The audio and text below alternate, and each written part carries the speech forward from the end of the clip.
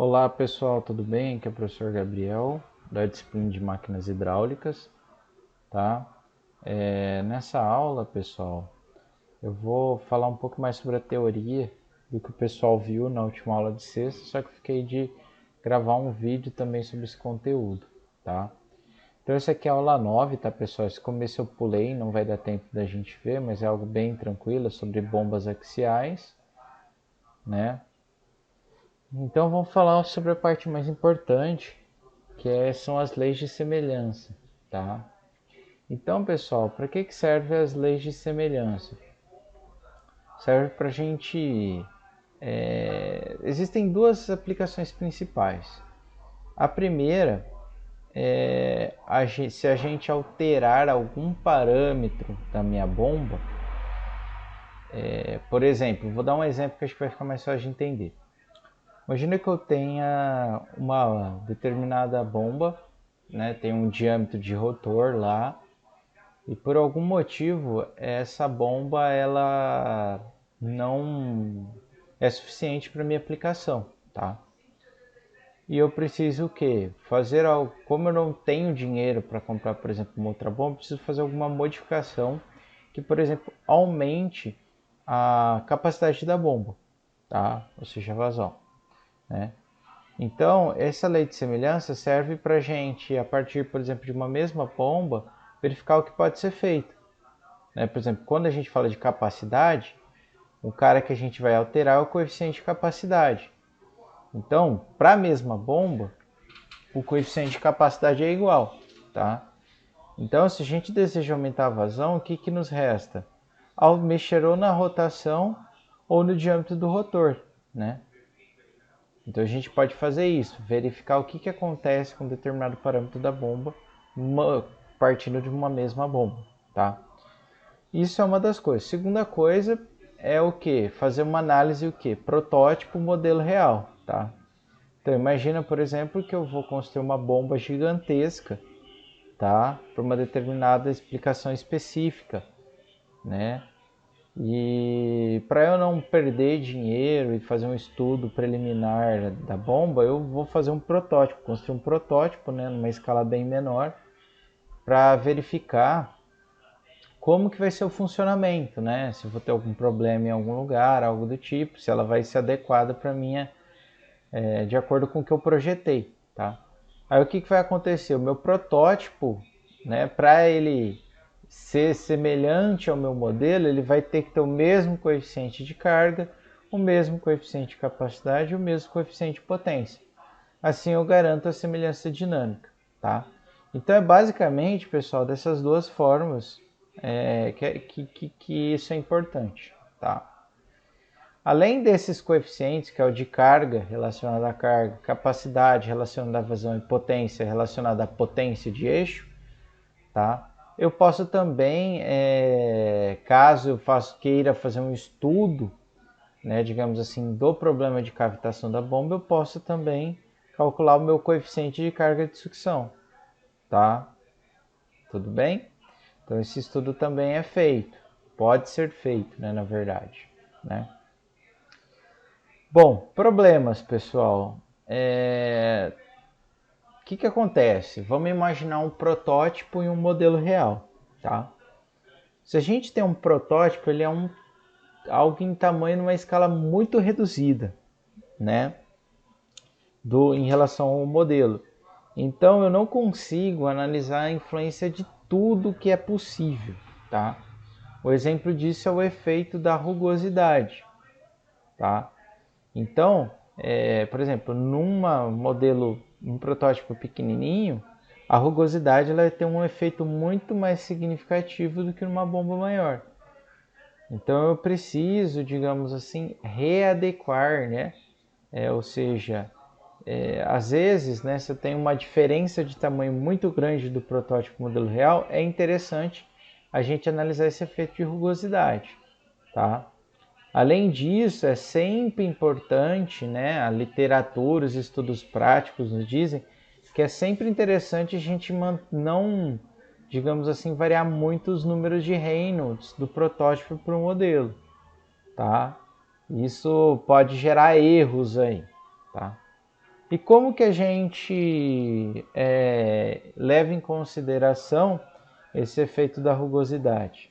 Por meio dessa expressãozinha aqui, tá, pessoal? Então o modelinho seria o em pequena escala, né? E o protótipo seria a bomba real. Aplicando essa expressãozinha aqui, a gente consegue achar a eficiência do protótipo, tá? Então, isso aqui é interessante para a gente avaliar aquele efeito da rugosidade que eu havia comentado com vocês, tá? Um outro fato interessante que vale a pena a gente comentar é que a eficiência da bomba, se a gente analisar, é basicamente uma razão entre aqueles coeficientes adimensionais que a gente viu, tá?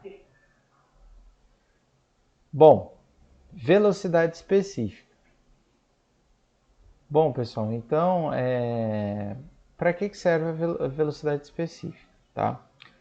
Primeira coisa, ela serve para caracterizar uma bomba. Cada bomba ela tem uma velocidade específica diferente, obviamente. Por quê? Porque ela vai depender do coeficiente de capacidade e coeficiente de carga, tá? Essa velocidade específica ela é avaliada no ponto de melhor eficiência. E ela é utilizada para quê? Principalmente para a gente ter uma seleção preliminar do tipo de bomba que a gente deseja, se a gente não tem noção de qual é a mais adequada, né? Às vezes a gente está começando no ramo e não sabe qual é o tipo de bomba centrífuga não, bomba dinâmica que a gente pode utilizar. Então, o NSP, que seria velocidade específica, nos auxilia nisso, tá? Então, aqui, variando o NSP, a gente tem um rendimento da bomba centrífuga, da mista e da axial. Tá? Então, por aqui a gente consegue estimar qual que vai ter um rendimento melhor. A gente pode notar que quanto aumenta, conforme maior a vazão, né, que ela, vocês notarem, a vazão é proporcional à velocidade específica, a bomba axial é mais empregada. Enquanto que para maiores cargas, né, a carga está aqui embaixo, ou seja, uma velocidade específica menor, a centrífuga é mais indicada, tá?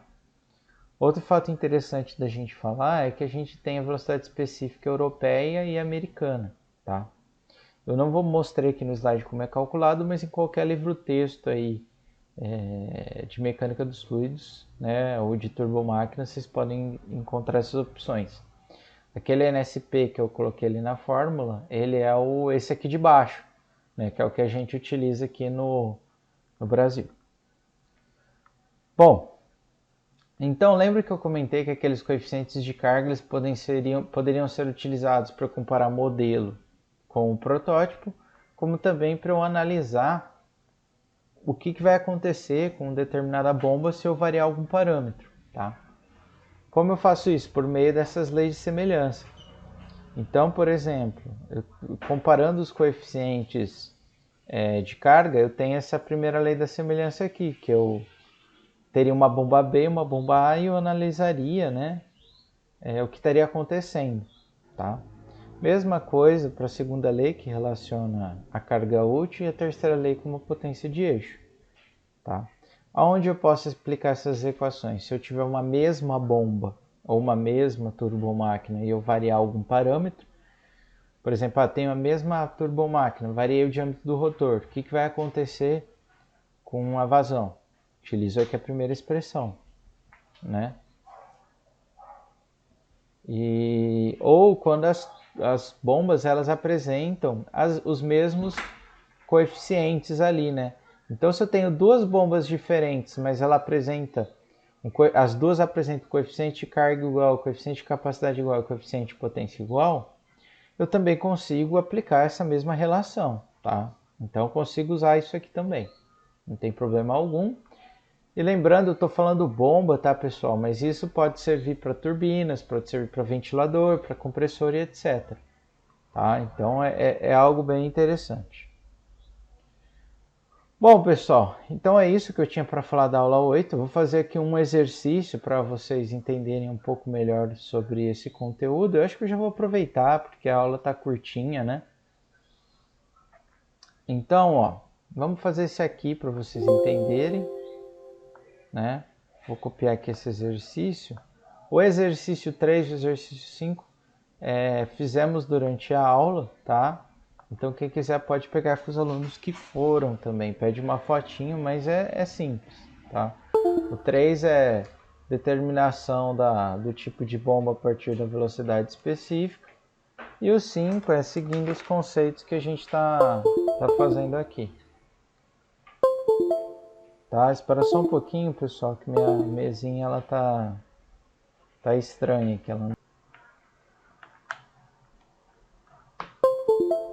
Pronto, então vamos lá, ó. Professor Simon Fluids utiliza um pequeno túnel de água de loop fechado para realizar uma pesquisa de visualização de escoamento. Ele gostaria de dobrar a velocidade da água na seção de teste do túnel e percebe que a forma mais econômica de fazê-lo é dobrar a velocidade rotacional da bomba. Então, inicialmente, a bomba ela tinha, vamos chamar inicialmente de 1, né? Ela tinha uma velocidade angular ômega. E aí o meu professor, o professor lá, o Seymour Fluids, ele para aumentar a velocidade do escoamento ali, ele deseja dobrar a velocidade, né, angular da bomba. O que ele não percebe é que o novo motor elétrico terá que ser muito mais potente. É óbvio, né, pessoal? Para você fazer algo girar mais, você precisa consumir mais energia, tá? Então ele quer saber qual será o aumento de potência do motor se foi feito isso, tá? Então, vamos lá. Vamos então, ó, eu tenho mesma bomba. Só mudei o que? A rotação dela, tá? Então eu utilizo minhas leis de semelhança aqui. Vamos copiar elas aqui para o nosso slide, tá? Ó. Ele está falando, pessoal, de potência do motor.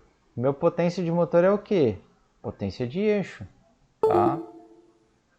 Tudo bem? Então eu vou utilizar a terceira lei da semelhança, tá? Então meu BHPB eu vou chamar de BHP2 e o A eu vou chamar de 1, tá? Densidade, pessoal, ele não falou que teve mudança de fluido, de temperatura, de pressão, né? Então a gente pode falar que ela não vai ter uma influência ali, né? Esse D, pessoal, seria o diâmetro de rotor da bomba, tá?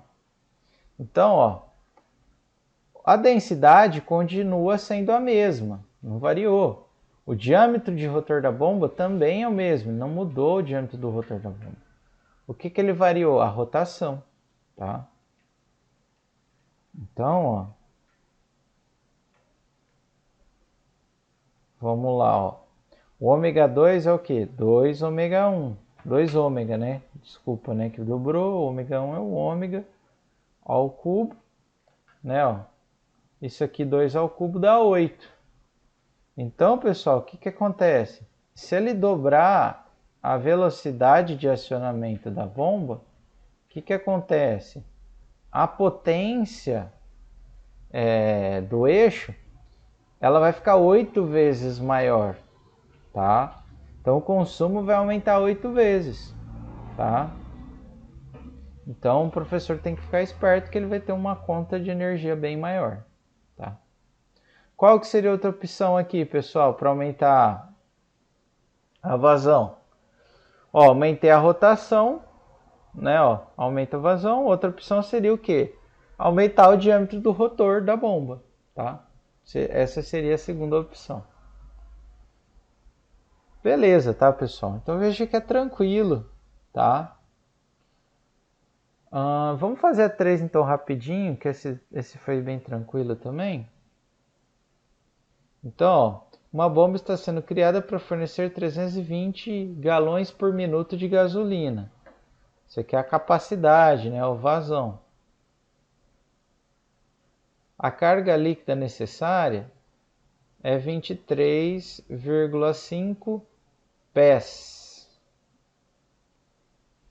E o eixo da bomba deve girar a 1170 RPM, tá? Então ele quer que a gente calcule a velocidade específica da bomba e qual tipo de bomba a gente vai poder utilizar, tá?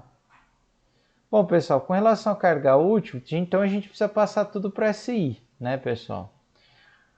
Carga útil está em pés, tá?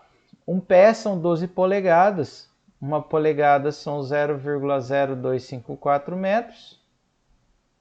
Então, ó, fazendo esse cálculo aqui, ó, 254, eu tenho, né?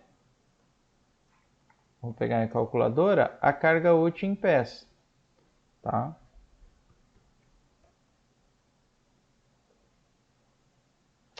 Calma aí, pessoal, que tem probleminha. 23,5 vezes 12 vezes 0,0254. Temos 7,2 metros aqui, né? RPM, pessoal, também é simples, ó. Isso aqui, pessoal, ó, é uma rotação por minuto. Então, eu tenho que passar em radianos para segundo. Uma rotação é equivalente a quantos radianos? 2π radianos, né? Uma volta é 2π radiano. 1 minuto segundo, 60 segundos. Então, se eu fizer esse cálculo aqui, eu vou conseguir passar para radianos por segundo. Então, aqui, ó, 122,5. Então, 122,5 radianos por segundo. Aí, pessoal, esse aqui da vazão, pessoal, eu não sei quanto que é um galão em litro, tá? Então, não tem problema não, a gente usa aqui a internet está aqui para isso. Então, vamos lá, ó. Conversão GPM para metro cúbico por segundo, né? Então, vamos utilizar aqui. Vamos ver quanto que é, que eu já não lembro. É 320. Esse tem aqui, ó, vazão volumétrica, 320 metro cúbico por segundo. Converter. Calma aí. Aí, ó, pessoal. Deu 0,0202 aproximadamente, né? Então, aqui, ó, 0,0202 metro cúbico por segundo. Daí, pessoal, basta a gente o quê? Estimar a velocidade específica pelo coeficiente o quê? De capacidade e o coeficiente de carga. Né? Ó, tá aqui a expressão. Então, ó, rotação em radianos por segundo, 122,5. A vazão é 0,0202. Ela está elevada a meio, né? Dividido pelo quê? O G vezes o H elevado a 0,75. Então, ó, vamos lá. 122,5 vezes 0,0202 elevado a meio. Tudo isso dividido o quê? Pela gravidade vezes 23,5, né? Que é a nossa... Opa, não é 23,5, né? Tá errado, né, pessoal? Eu estou usando o valor em pés. A gente converteu aqui para metros, né? Então é 7,2. Então vamos lá, ó. Vou ter que fazer de novo. 122,5 vezes 0,0202 elevado a meio, dividido por 10 vezes 7,2 elevado a 0,75. Então isso aqui, ó, vai dar uma velocidade específica de aproximadamente 0,7. Com essa velocidade específica, a gente sabe qual que é a bomba dinâmica que vai render melhor, né? Basta relembrar aqui, ó, no gráfico, né, ó. Vamos lá. Para 0,7, ó, qual bomba que vai render melhor? a nossa bomba centrífuga. Então eu teria que selecionar uma bomba centrífuga para essa aplicação, tá? Então eu espero que vocês tenham entendido. Até a próxima aula. Obrigado.